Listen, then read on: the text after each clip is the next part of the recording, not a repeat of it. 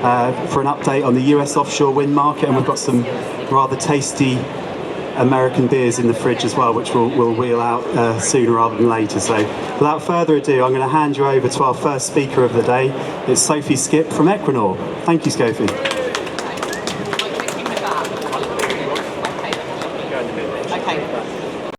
This is a tough gig, isn't it? You've all got a drink in your hands, so hello.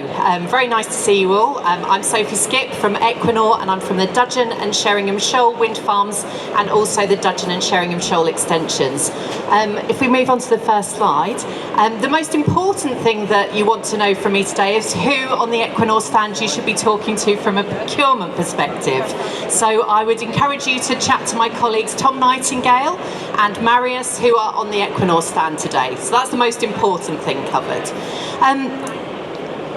The last time I delivered these slides, I really focused on what happens when you grow a local workforce and local expertise. You take that expertise worldwide. So Sheringham Shoal was built 15 years ago, but one of our first technicians, Ross McMillan, is now working over in New York at our Empire Wind project. And so when I look at all of the supply chain businesses that we're working with around East Anglia, of course, that expertise that's developed alongside Sheringham Shoal, it started in Norfolk, and now we're taking that worldwide. Oh, whoops, sorry. So we have 2 operational wind farms, Sheringham Shoal and Dudgeon, and also the extension projects, which has yet to receive a final investment decision. And then up in the Port of Tyne, we have Dogger Bank A, B, C, and also looking ahead to Dogger Bank D. I would urge you to talk to my colleague Tom Nightingale if you're looking to work with us on that. I'm pleased to stand in front of you here, so many supply chain businesses, because what we've learnt over the years of operating those wind farms is how we depend on the partnerships of the organisations we work with. So particularly extending the life of the Sheringham Shoal wind farm, a 15-year-old wind farm, the work that we've done with Stowen recently. But also those partnerships extend to the likes of Norfolk Community Foundation, which we've invested £2 million over the last 10 years for our community funds. Those community funds are focused upon STEM and also coastal safety and renewable infrastructure in North Norfolk. Thank you very much, Sam. Recently we sponsored Food Scientists to the Rescue, a STEM activity that was taken to 6,000 children all around Norfolk. I'm going to move on fast. The bit that we're most proud of, and if you haven't visited already, I invite you all to head up to Sheringham, to the beautiful North Norfolk coast, where you can grab a beer, grab a bag of chips, and to visit Windscape. This is our big project of encouraging young people to understand more about offshore wind. And Windscape is important to us because our new apprentices, I'm kicking the wrong thing. Our new apprentices, Lewis and Jai, used Windscape as an opportunity to learn about offshore wind to help them with their interview for when they joined Equinor. So please do head up to North Norfolk, learn more about what happens offshore, take your families, take your friends, because it's a great opportunity to see how we've invested in the local community. So thank you very much. Thank you very much, Sophie. Excellent. I'm now going to hand you over to Daniel Edwards from Peel Ports in Great Yarmouth. He didn't know that. So here he is. Nothing like on the hey, here we go. I'll come back to you. Over to you, Daniel. Thank you very much. Real slides on there. Good afternoon, everybody. Is it that one? Yeah. There we go. So my name's Daniel Edwards. I'm the head of sales for Peel Ports. So obviously we've got the stand over there. We've got my colleague James. James, do a wave. Thank you very much. So I'm just going to very quickly, I won't go through all of the details in regards to what we've got on this slide. But for those of you not familiar, the Port of Great Yarmouth itself, literally on the east coast, where the map is, literally all of the wind farms are outside of our window. So the port is split into 2. You've got the outer harbour and you also have the river. So the river harbour itself, as you've got on the outer harbour, is about 10.5 metres draft, which supports from the northern terminal and the western terminal around about 400 metres each of quayside. The river harbour, James, 6 metres. Should have got James to do this. He knows the port far better than I do. So the riverside itself, obviously, we have lots of different tenants that are using that port. The bit that I want to move on today, obviously you've got the map, you've seen the map already from that side of it. What I want to talk about is the southern terminal. Now the southern terminal at the moment doesn't actually exist, okay? So I talked earlier about the northern terminal, the western terminal, the southern terminal is up to be developed.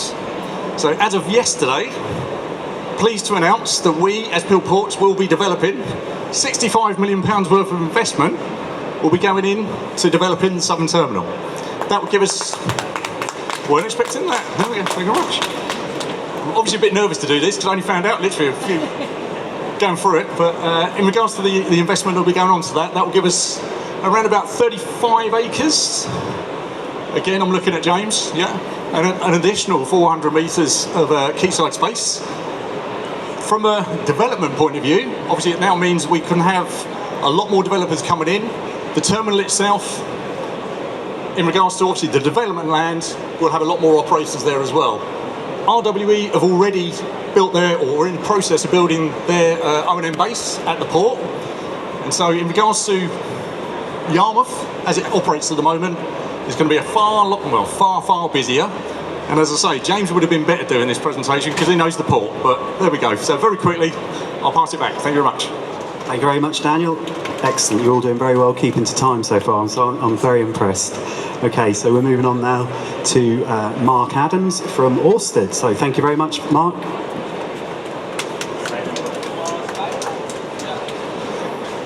Thank you and good afternoon. My name is Mark Adams. I'm responsible for supply chain development at Ørsted here in the UK. Ørsted are the world's largest offshore wind developer, and the UK is our primary market. So we have wind farms that are currently powering 6 million homes. I'm here today to talk to you about our Hornsea 3 project, which when operational will power a further 3 million homes. It's making a real difference to us as securing that energy generation, but most importantly, one of the things that I wanted to showcase today is the role that socio-economic value has and supply chain. This is my favourite map. It's one that we've been developing over time, and thankfully those numbers keep on going up year after year, and for us the area of East of England, also those dots increase, and it's great to see the likes of Ultra and Stowen, who are really key suppliers to us. Ultra worked with Red 7, Ordtech, and we have lots of other really great companies who are based in the East of England. If you'd like to find out more, please click on that link and you will see which companies are based there.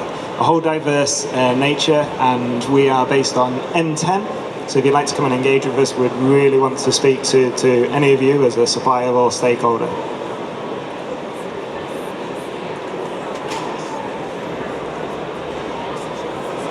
So Hornsea 3 is a massive construction project. So when we talk about those high-level figures, 2.9 gigawatts and 3 million homes, the reality is I often find that we forget that these are massive construction projects. I know for many of you on the east of England will see that visually with our cable route going through North Norfolk through to Norwich. But the real business end of that activity will commence next year as we go into offshore construction. 197 turbines, 15 megawatts. I feel like as an industry we sometimes forget that scale. So at the moment the world's largest wind farm that is in operation is Hornsea 2. That's 1.2 gigawatts. That's the 8 megawatt Siemens turbine. That step change that we have seen in such a short period of time is massive. And we need to sometimes take a step back and reflect on what that means, the journey that the supply chain has come on with that. And also what we need is those innovative, different ideas that's going to bring our projects to be safer, to increase a greater yield, to fundamentally produce the energy that we need here in the UK. The other one that I like to reference in terms of size is the area of Hornsea 3 is equivalent to 99,000 Carrow roads, or 99,000 Portman roads, depending on which team you support. And I'm not too sure which one will concede the most goals next season. But here, this is where my passion lies, very much in the supply chain. But also we have a responsibility as a large construction project and the future in terms of the 25 plus generation of these activities, that we make sure that we are supporting the supply chain, we make sure we're supporting the communities and the environment that comes within it. So to find out more, please come and visit us at M10. We're really supportive of the work that the East of England are doing and the supply chain, and yeah, grab me afterwards if need be. Thank you. I'm going to hand you over to Harriet now, who's going to say a few words from ABP. Thanks, Ian. Good afternoon, everyone. I'm Harriet Copley, and I'm delighted to be here today to speak to you about the Port of Lowestoft and the exciting developments that are positioning it at the heart of the UK's offshore energy transition. I'm a commercial manager for Associated British Ports, the UK's largest port operator, and I'm particularly focused on how our ports in East Anglia, especially Lowestoft, can continue to support the growth of offshore wind in the sector and contribute to regional and national economic development. ABP owns 21 ports in the UK, and we play a pivotal role in keeping Britain trading. We handle around £150 billion worth of UK trade, which is equivalent to around a quarter of all seaborne trade in the UK. But we're not just about logistics. We're also a key enabler in the UK's net zero ambitions. Our ports support green offshore energy projects, and we generate renewable energy on site. In East Anglia, our ports at Ipswich, Lowestoft and Kings Lynn are economic powerhouses. Together, they contribute around £360 million to the economy every year and support over 5,000 jobs across the UK. Lowestoft is the UK's most easterly port and has a proud and rich history in supporting offshore green projects in the southern North Sea. It's home to the operations and maintenance base of both the Greater Gabbard offshore wind farm and Scottish Power Renewables East Anglia 1 project. These facilities are critical to the ongoing success of offshore wind in the region. The port also handles a wide variety of other materials and project cargoes and welcomes around 5,400 vessel calls every year. It's well connected by both rail and road and offers both undercover and open storage. One of our most recent exciting developments is the Lowestoft Eastern Energy Facility, a £35 million redevelopment project that completed in November last year. The state-of-the-art infrastructure positions Lowestoft as a major hub for supporting the region's energy industry. Leaf has transformed the port capabilities, offering 3 deep-water berths, 340 metres of quayside, and direct access to fuel, power, and water. It also includes 6 crew transfer vessel berths and up to 6 acres for further development. To summarise, ABP Port of Lowestoft is not only a gateway for trade, but a strategic asset in the UK's journey to net zero. With Leaf now complete, we're ready to welcome the next generation of offshore energy projects and continue driving economic development in East Anglia. Please come and speak to me if you have any questions about Lowestoft and beyond. Thank you. Thank you, Harriet. That was excellent. We're going to move on now to Mike Somerville from Scottish Power Renewables, one of the key developers in the east of England who are working on East Anglia Hub. Over to you, Mike. Thank you, Ian. Yeah, so I'm Mike Somerville. I was the Project Controls Manager on East Anglia 3 project, and I'll take a little bit of a wider view on all of our East Anglia Zone projects.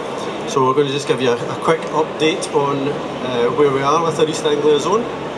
We're lucky enough to have 4 projects that are either operational or under development within the zone. So our first one is East Anglia 1. It's a fully operational wind farm. Been operational since July 2020. It was consented in 2014 and it took its CFD in 2015. East Anglia 3 is the next one that came along for construction. It's 1400 megawatts, 95 nearly 50 megawatt turbines, and it's currently under construction in the area.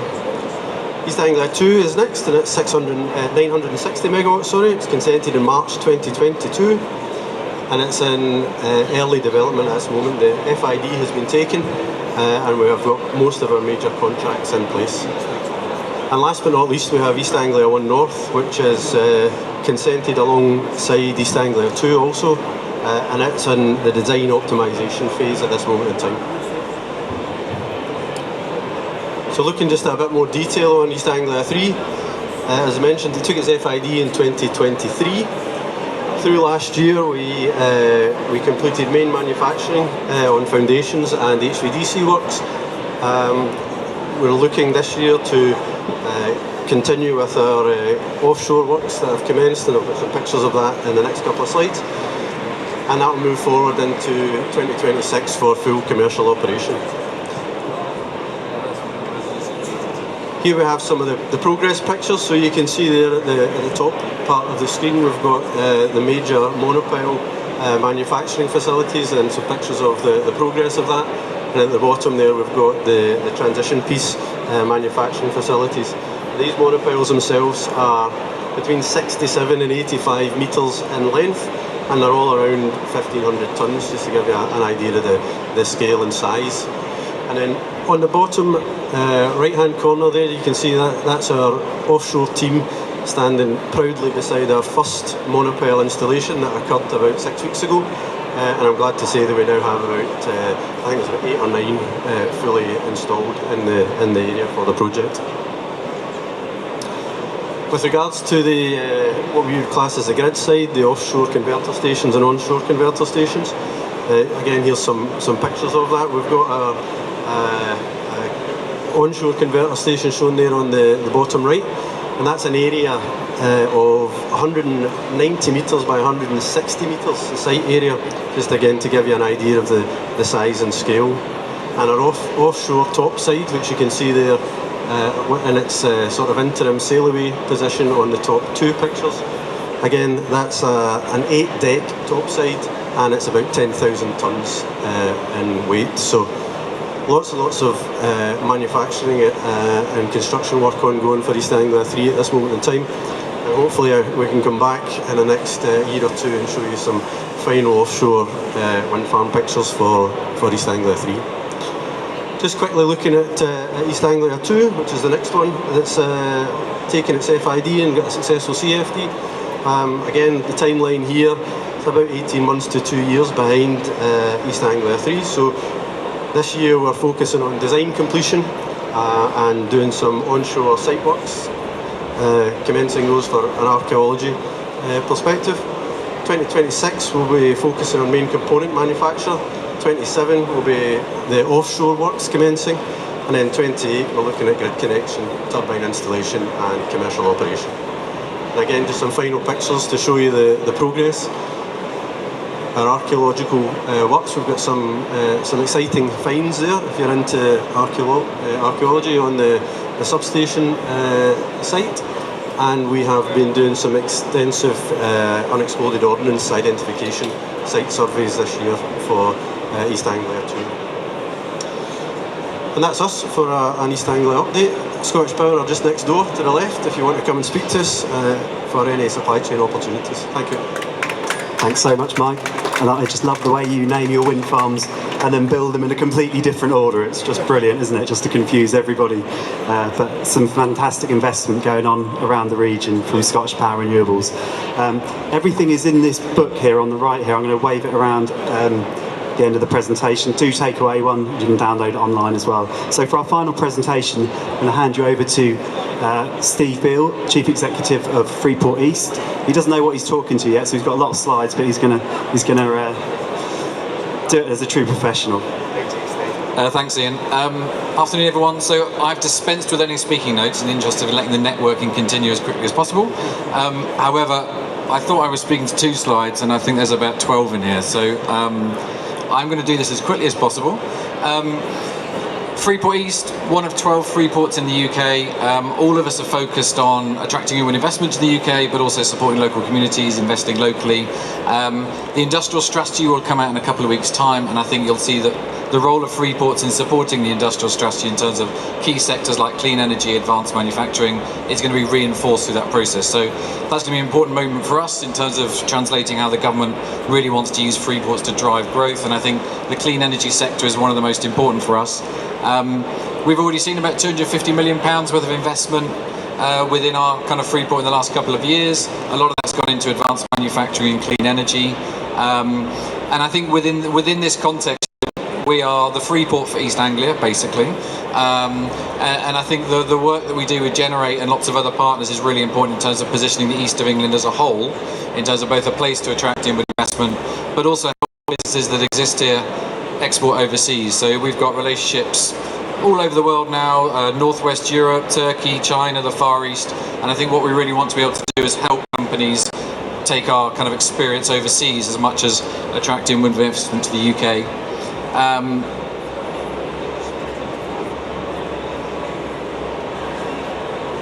Maybe I only had one slide.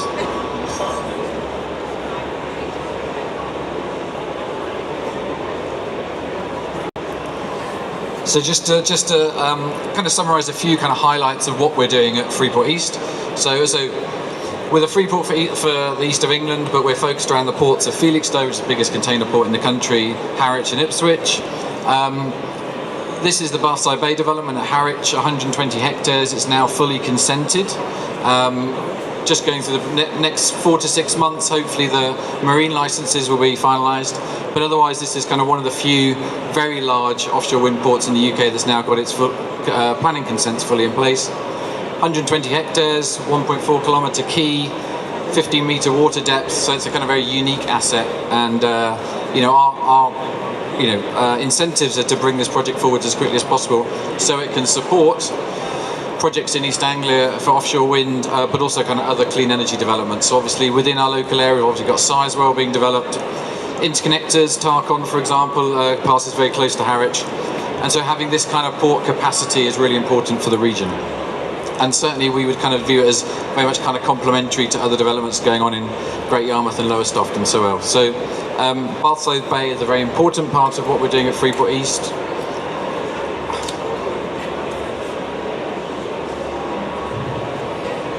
It requires a special kind of... Anyway, so these are just images just to kind of help you, enjoy your wine, basically. So Harwich International Ports is an existing port facility, supported offshore wind farm construction in the past. Ardery, since these pictures have taken, they've got their Galloper O&M facility in Harwich. So there's obviously a lot of kind of offshore wind related activity already going on in the local area.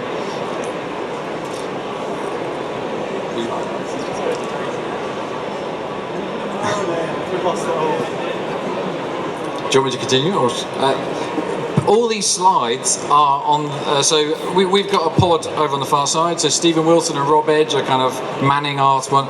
All these slides are kind of on there, and I guess the gist of it, I wouldn't worry Ian about trying to get them back up, but I think obviously what we're trying to do in Harwich and the wider area is a kind of more holistic approach. So we've got the big port development. We've recently opened our own kind of innovation hub in Harwich where we've now got our first tenants, and that's definitely targeted at supporting clean energy, maritime businesses to kind of have a kind of high quality office, technical office presence in a place like Harwich. We've obviously got big wind farm developments coming downstream with kind of North Falls and Five Estuaries, for example.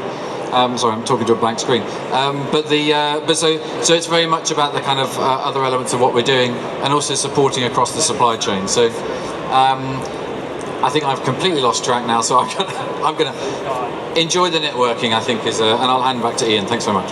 Thanks very much, Steve. As I mentioned, it's all in here. So everything you need to know is in here. This has just been updated for May 2025.